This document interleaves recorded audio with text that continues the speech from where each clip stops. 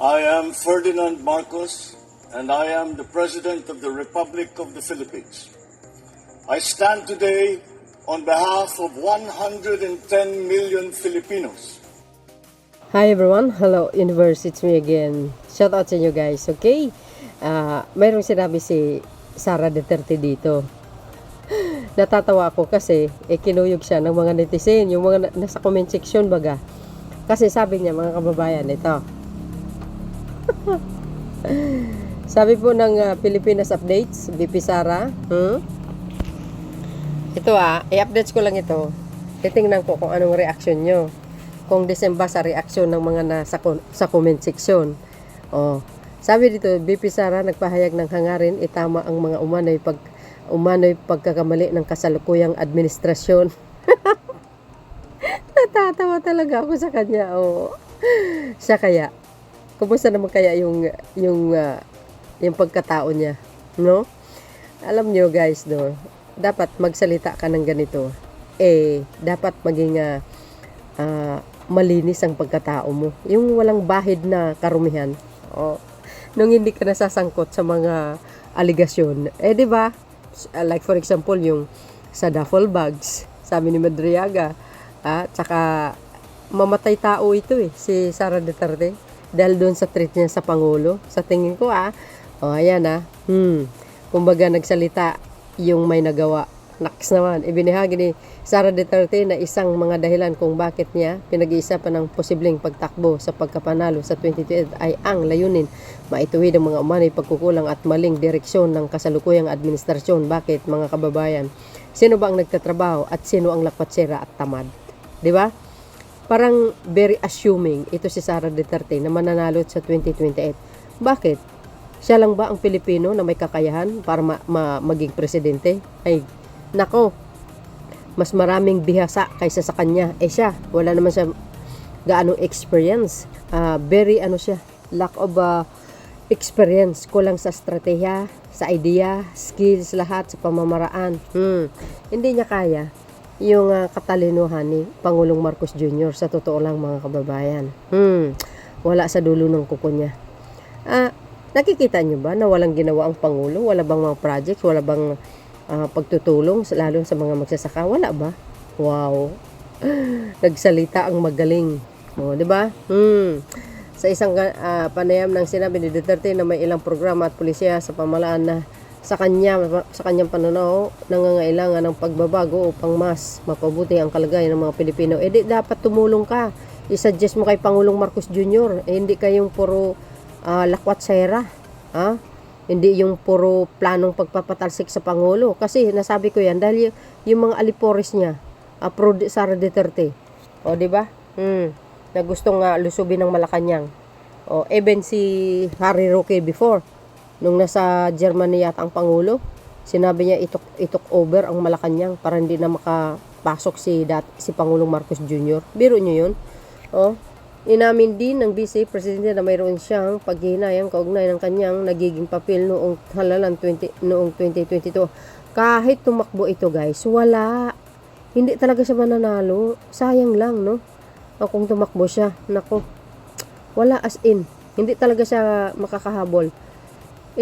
Nako, lalampaso ni Pangulong Marcos Jr. ito. Bakit nasabi ko yan? Sa kalye survey ko nga noong 2022, tinatanong yung mga nagtatanong sa akin, sino ang vice presidente niya? Sabi ko si Sara Duterte, yung anak ng kasalukuyang Pangulo. Biro nyo mga kababayan, hindi siya kilala. As in talaga. Hindi siya kilala. Nanalo lang yan kasi katandem niya si Pangulong Marcos Jr. Kung hindi ako tumakbo noon, baka hindi rin nila sinuportahan si Pangulong Marcos. Pahayag ni Duterte, bang lakas ng loob nito ikaw wala kang loyalist. Si Pangulong Marcos Jr. gabundok ang loyalist niyan. Luka-luka.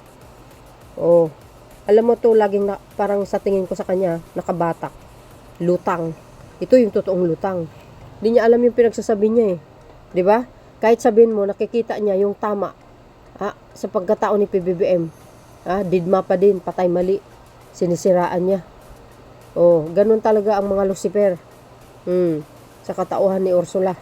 Lumabas ang kanyang mga pahayag habang patuloy ang mga usaping tungkol sa posibilidad ng kanyang pagtakbo sa pagkapangulo sa 28 kasabay na lumalim na tensyon sa pagitan ng kampo ng Duterte at Marcos. Ay nako, wala kayong laban sa mga Marcos, nako. Kilalang pamilya yan. Kayo, kailan lang kayo sumibol, nako po. Huwag masyadong nagmamayabang. Ha? Baka mabigo ka sa mga kayabangan mo. Magtrabaho ka na lang. Kung ako sa'yo, tumulong ka na lang kasi kaysa sa puro ka kuda-kuda sa social media. Tingnan na nga lang natin kung makakalusot ka sa 2028. Halimbawa lang, kung makalusot ka, hindi ka rin makakaupo ng matagal. Ay talagang magwiwilga ang sambayan ng Pilipino. Papatalsikin ka talaga. Mark my word. Ay oo, lalo na pag alam na namin na medyo tagilid na yung pamumuno mo. Tapos absurdo lahat ng mga nakakulong. Ay nako, ewan ko na lang sa'yo. Goodbye Philippines ka na lang. Sa totoo lang. Ayan biro nyo guys. Gusto ni daw ayusin ang mga pagkakamali na ginawa sa bayan natin. Ay bakit? Yung panahon ni Papa mo, hindi mo inayos. Gaga. Akala mo naman napakatalino, my gosh. Kakaya ito. Oo, sobrang nakakaya itong babaeng to. Ayusin mo muna yung sarili mo. Pagsabihan mo yung mga alipores mo, tumigil sa kakapanira. Lalo ka na. Feeling magaling ito, my gosh. Saan walang knowledge ito eh. Totoo yun. Kaya itong babaeng ito, ewan ko na lang. Alam nyo guys, babae ako pero ayaw ko ng presidenteng babae. Walang kwenta. Hindi magaling mamuno. Yan po ang kanyang sinasabi, ang yabang. Pinagmamalaki niya na malakas siya sa social media. Dahil sa survey niya, ganun. Kanya naman dati si dating Vice President Binay eh. Akala nga malakas yun pala pagdating ng eleksyon. Agay, kulilat. Kaya kung ako to si Sara, tumigil-tigil na ako sa kakadilulo niya. Diba? Diba guys? Diba na nangangarap siya ng maging pangulo? Ang tanong, papayagan ka ba ng nasa itaas? Kung ang intention mo iba, malabo mangyari. Ito yung nagko-comment, sabi nila. Kinuyog siya, BP Sara, ikaw na lang. DepEd o education na nga lang, hindi mo maayos-ayos. Naging pariwara ang pag-aaral ng mga estudyante. Tapos ngayon, ang bansa gusto mo ayusin. Saan ka kumukuha ng kakapalan ng mukha? Yan. Kinuyog siya ng mga netizen. Yan Ayusin mo muna pamilya mo, Inday. Yan. Ayan, minura pa siya. Kaloka. Kaya guys, biro nyo, mayos ka muna. Improve mo yung munang line of thought mo. Tama. Diba, mga kababayan yan? Ayusin mo muna yung mga ngawa. Managawa mong mali, girl. Ikaw yung mali. Amusing moments ang Brenda. Ayusin lalong sirain ang Pilipinas. Correct. Alalahanin nyo guys mga chikwa. Unahin mo muna ang sana Madam BP ang pagkamali mo bago mo ayusin ang bayan. Akala ko ba sikat ka? Tingnan nyo yung mga nagko-comment. Halos against sa'yo. Simulan na. Instead of addressing her issue, mas inuna pa niya pag-atake yung admin yan, minura ang loka. Ikaw ang umayos kasi wala ka sa ayos. Gawain at huwag kang mangarap ng maging pangulo ng bansa. Ayusin mo muna pamilya mo, Inday Sara. Ayusin mo muna ang sarili mo, Inday. Yung DepEd education na nga lang, hindi mo maayos. Naging pariwara ang pag-aaral ng estudyante. Tapos ngayon, ang bansa gusto mo ayusin. Saan ka kumukuha ng kakapalan ng mukha? Correct. Yes, BP, ikaw na lang inaasahan ng taong bayan. Mga Duterte lang dapat makaupo para tuloy ang asensyo. Para tuloy ang pagnanakaw. Correct ka. Paano mo maayos yung kayo ang gumagawa ng gulo? Yes. Wala naman ibang nag-umpisa ng gulo kundi Duterte. Yan, di ba guys? How you solve the problem if the problem is you? Correct. Nagsalita yung isa sa pagkakamali. Wala naman dapat ayusin sa administration. Siya ang wala sa ayos.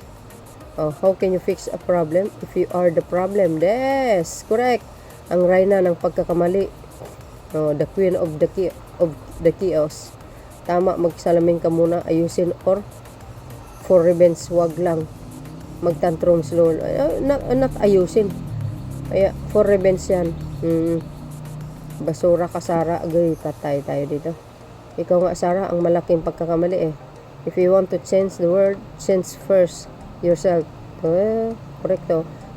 Pag nawala ka, maayos ng mga mali sa ginawa mo, simpleng solusyon. Pakitanong mga dilis, paano plan A, plan B, plan C? Tandaan, ang pagkakamali ay hindi maitutuwid na isang pagkakamali. Correct. If you think you brought victory to him, why you didn't run that time? Yes, it's easy naman, guys, na sabihin, sorry, I cannot accept your offer, BBM, to be your vice president because I also file my candidacy for president. Di ba? Parang run for president, parang ganon.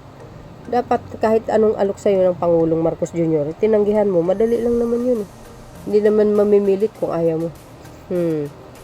Yan, if you think you brought victory him, why didn't run that time? See, mga kababayan, ang pagkakamali ay hindi maitatama ng isang ding mali. Tama, yung mga ginawa mong mali, di ba? Kailan pa nakapag-ayos ang sira? Ayusin mo kaso mo. Nako, lalong lulubog ang Pinas. Correct. Daming naloko nito. Pareho. Kamo na day. Parehab pala. Parehab ka. O nga, magparehab na lang si Sara Duterte. Kay murag hay lagi. Budol-budol. Parang ganon, di ba? So, yun mga kababayan, anong masasabi nyo sa sinabi ni Garutay? Ayan nagmamayabang. Ayan, tuloy, kinuyog ng netizen. Ayusin mo muna yung sarili mo, gaga. Diba? So yun guys, ang aking pinaka-latest update. Maraming salamat sa inyo. Follow me and likes. Hit the button para laging updates. Okay, bye bye bye and babus. God bless Philippines. Bye everyone. There's more.